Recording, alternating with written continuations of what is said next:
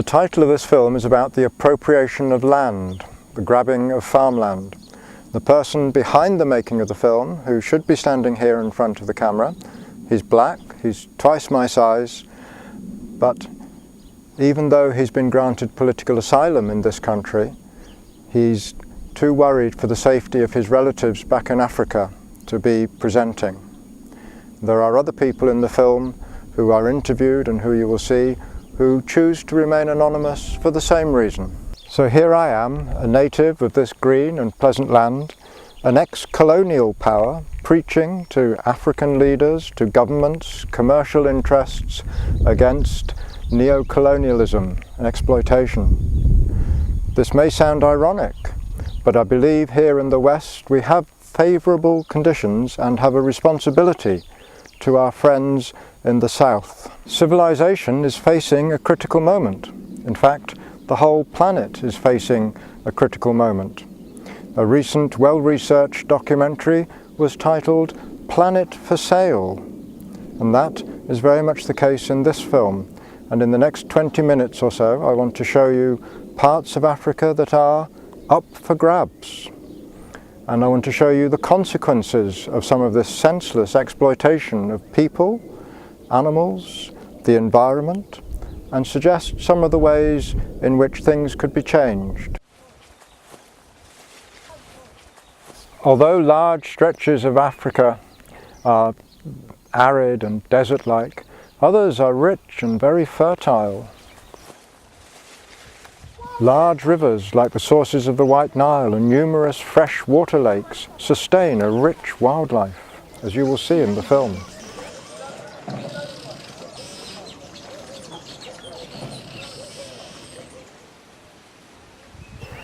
They also guarantee the life of numerous tribes people, whether nomad or permanently settled. The existence of these people depends on a delicate balance of ecosystems. They are related to the seasonal flooding of the rivers, to the dry and rainy seasons, and so forth. The herds of cattle, sheep or camel pertaining to these people graze the land adjacent to the rivers and the lakes. And so it happens that this land is now coveted by large commercial companies for food or mass fuel production.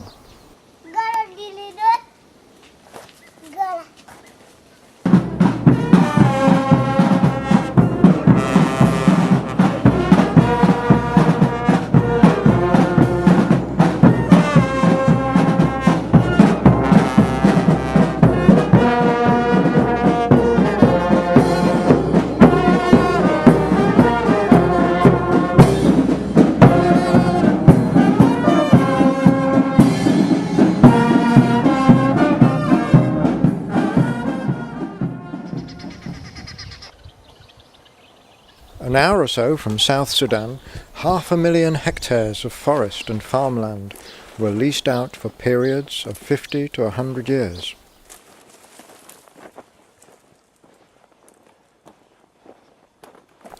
This means that commercial companies, with their shareholders living abroad, exporting the profits out of Africa, are in a rush to get the maximum productivity out of the soil.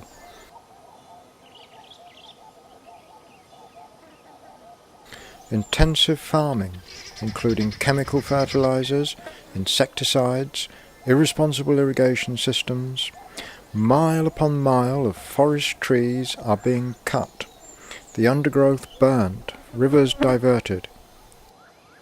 It is the great scramble for farmland. It is worthwhile stating that land sales and resettlement are also used by Ethiopian authorities as an internal political weapon.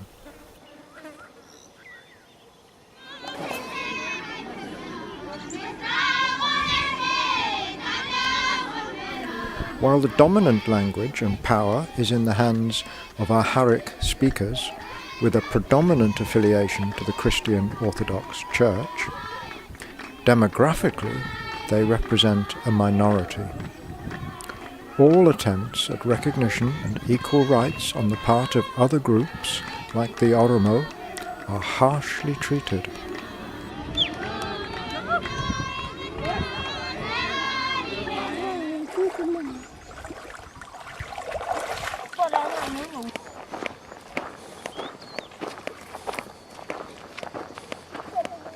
Here in Gambella, for instance, riots in 2003 ended with over 300 people dead and many more injured. Land sales followed shortly after. As we shall see, this was also the case in Awassa, where demonstrations were roughly dispersed, resulting in 38 of the demonstrators killed, and as a follow-up, land sales. These were Sudamu farmers. I guess that first I fear that because a government didn't allow any boys to race on this to prevent the land grab. So I think for this opportunity to have raid, I think second body will hear my voice that, and maybe if there is any help from second hand to solve this problem, I may have it. I think the community is affecting by this coming of this company, because the first one they took the land of the farmers, and they are cutting down the trees what were farmers, the indigenous people were using the land, and there is many natural resources that destroyed by this company. In other side, they will tell to government that to the community that we bought this land from government, so you didn't any right to say something on this land. You didn't have any right on this land. It is a dark future for Ilia community. Beta jano bere vela puro bono. Ka beta de kon ka chwa ka jon pur jor wa puro ka pur kare jon mano pur jon. Uri to mo wa gere ko lum kare mano gere ko gane. Ko ara na ka jenne ge bet. Ba puro to de puro to ka chara to ji jite gi me de chawa ni. Ba tang di che yang na lum ni de lum kare ni de nyaara ba jenne tu no banga no bere ngana mu je gere ko gane. Ko ara bere rewi le bere ka ka bang jenne mu je gere ko gane ka pa ko wata. Ba lum kare ni de nyaara ba gindong. Ko ara ka jara be ka wel dere re chana yewa. De ji jite ko bete mar mu nyana. Ko ana en wa bere bete ja ton mo ber ji wa ja. Ka bere ka jamme mo wa ti wa ge ponit bu do na wa poti ko pa to jeni kare. Ngo ko e ti abo. Ba kare wani man ka pota man na watara harka je ka tumeno vie ko wa po bere ke mwe ko me ko de puro kare chami to o de ka gwani pro wo ko namu buti ko ara no kel ko burri kel wori pre chek ja kel be ko ara wa chama ja kel ma pota da ni jeni mo go no wo ka ga na go mo go no tu ni jeni na go no pon ngot pen ka ga na go ni jeni da mo chek je wo pra wo kuni je o pota cham wo kwenye ke nyule me wo kwenye ke nyi wote o pota ke chama kuni je jan ni pota ko kal pai ko ara di ti ni ko ne gya na mari ko ara na de le viro ke geni huron de cham mara po ke cham ko ara no beta na wa chama geni karkaje ke te mana picho ni ri na na ma tu na bonga reo be jot ka ga ma de chama mo wa kom ne re pro ko gela ka go ne cham aputu na bonga ko ara no nyengi pri ro ni be ke le bel bonga to ma de juro teng chama ko ara na ka mana picho ni ri no kala tu re puto ni jeni mo wa bir ne de chama o putu na bongo ni puti ga ngot pin gi bet kel ma puti yai bet kel nyu le mo ma de juro ba chial wana put bet de jaka na kel kar kanya gin me nyanga nya jata kara ma de chwala bongo aw jo do ga ka ke we ga no chor pin ka ga na Akil mana bugin biar na kuwi karka jene je manya gone ke perre ge kunyi kare. Na kuwi na ge kunyi kare pun mwana mu muji pur ke puro. Wani to akil ko to na teng uri mwana mu mawa. No lan man tiji gone. Ko bung jeni ma joro joro. Bungkan ma joro lum to ye to ke perre wo geta ka geni. Ke lu ko no lan man tu ne uri ne chingi gera be na po ban to. Ko chingi ge piar ja do.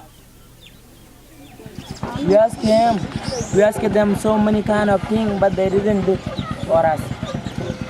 For water, this is not company who did it. This is from our region who do this. Our government is who do this, but not company. Company doesn't do anything for us. Just this is what we are drinking, our water. When their cow will go to eat a grass, they will die because there is some kind of chemical there. And our many cow dead by this way, by chemical way. When I finish school, I think I want to learn law. To me be our president, to me become president of in my country, to us make they go away from our country.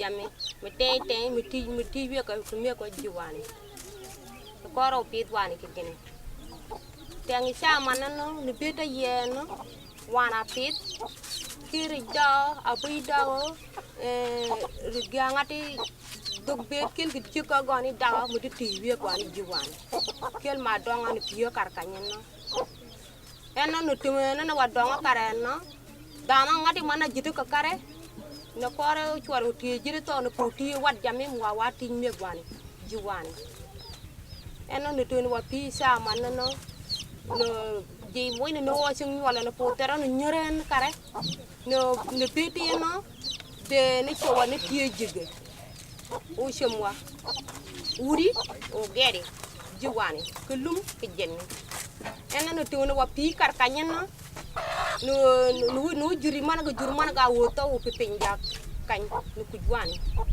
no pipinga ga no kujwani atiyo ko ne abu ko jami matop jiwani ne nyira ne tipo ko kwar jiwa ne tipo ko tupi jiwa koretiyo eno put ne tie jiwa koretiyo ten jami mo ga be asare jiwani ba koretiyo eno wani no kile no beto eno ko shwa wani ko biya gwani bet bangi mo watiyo ka gen lume banga mo wagere ka ge jeni banga be jeni ni nyape nyina gwani nam taw banga mo ka kan to adere taw bangin me ber mo shek gwani mo watiyo ka gwani be dual mani chen. I was born in the village and I grew up here. For us, everything changed when the Indian company came. Before everything we needed came from the forest. From the forest we got grass and trees and fruit and useful herbs for building food, medicine. When the Karaturi company came, they cut the forest, they took the land without asking the village people, without our permission. They promised them many things. They promised water and building materials. They promised clinics and classrooms. Till now we saw very little. Now no one listens. If anybody is ready to listen, please help us.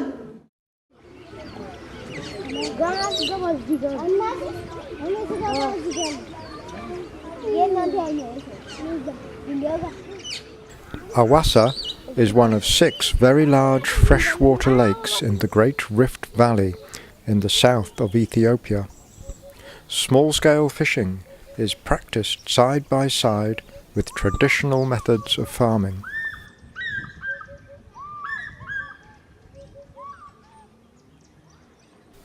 A large number of waterfowl, as well as larger animals like hippos and crocodiles, are abundant.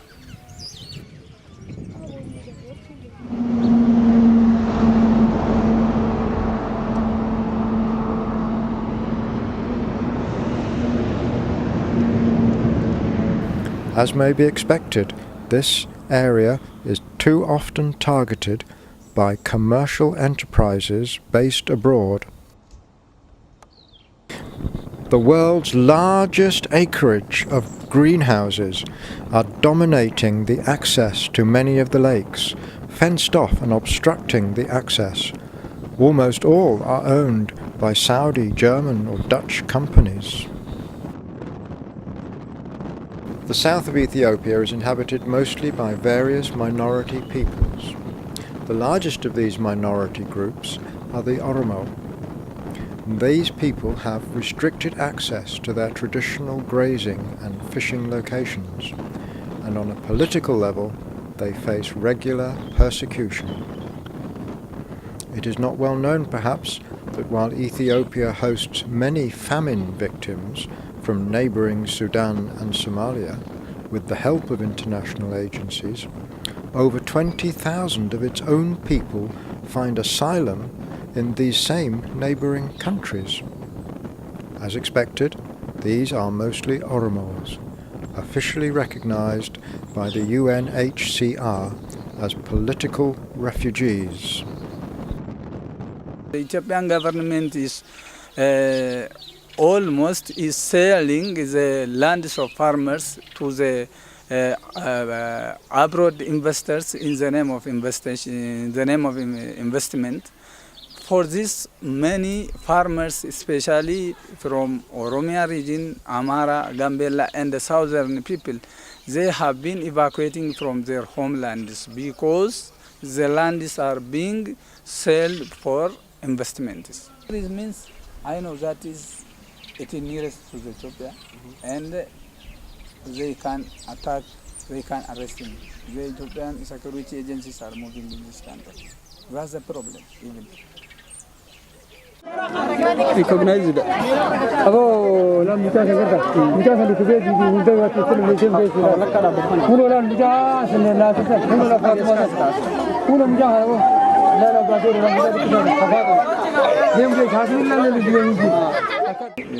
There is some security problems in the countries actually.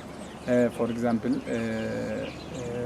Ethiopian government when it wants, he can take anybody who wants to arrest. For example, in last 3 months, around three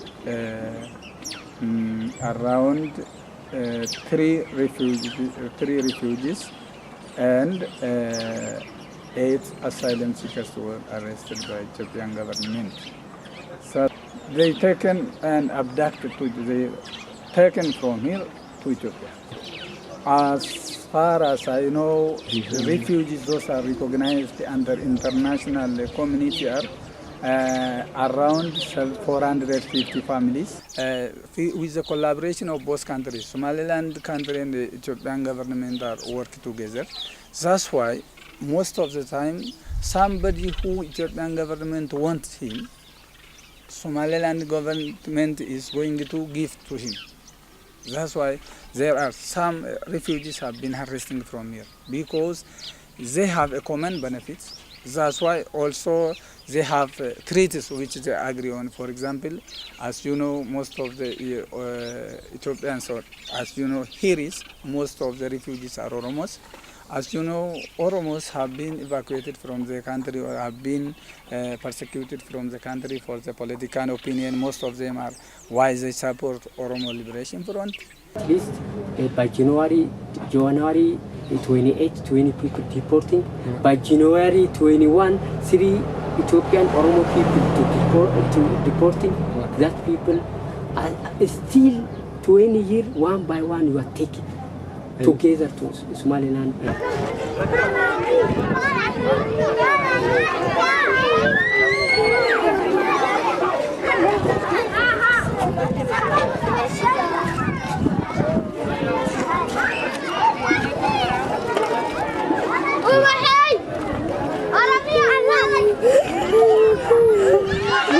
The University of Sargesa, Geneva, and the other world should recognize our problem.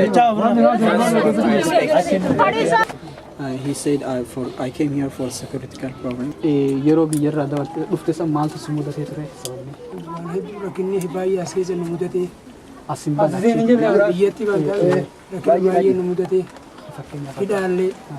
He said, I met a lot of problems. For example, I have been arrested for a lot of time in the prison, and then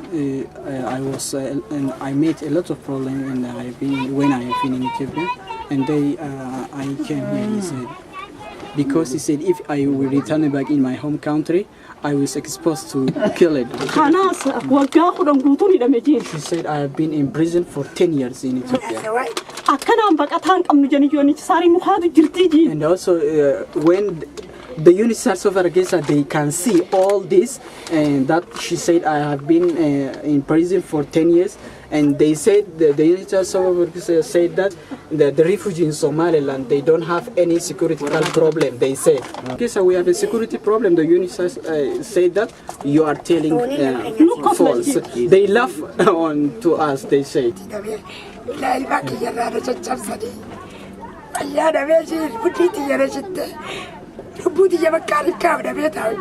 Now she said, even sometimes I decide, she said, to kill myself because I made a lot of problems. Even now I don't have any solution.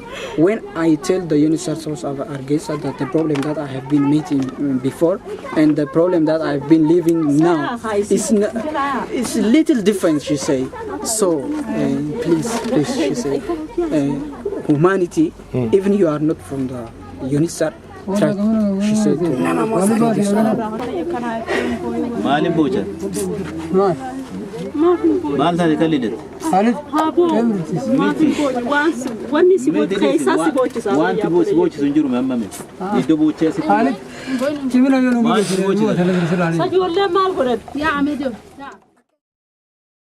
While these refugees are being interviewed here, over on the Somali coast, tons of food in the form of aid packages are awaiting to be unloaded.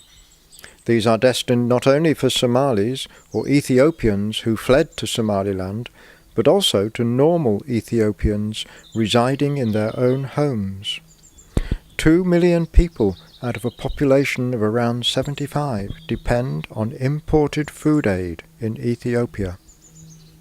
This means that the tons of food grown on Ethiopian soil and shipped to Saudi Arabia or India could have been feeding its own people.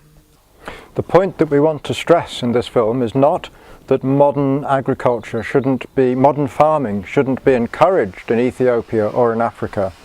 Food production is dearly needed, but local people should have access to the land to graze their animals, access to water, and the delicate eco-balance needs to be respected. And that is clearly not what is happening in these cases of commercial farming.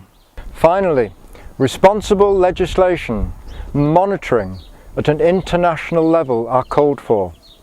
Peacekeeping forces need to be here to protect the human rights of these people, because this land, any land, is not just up for grabs.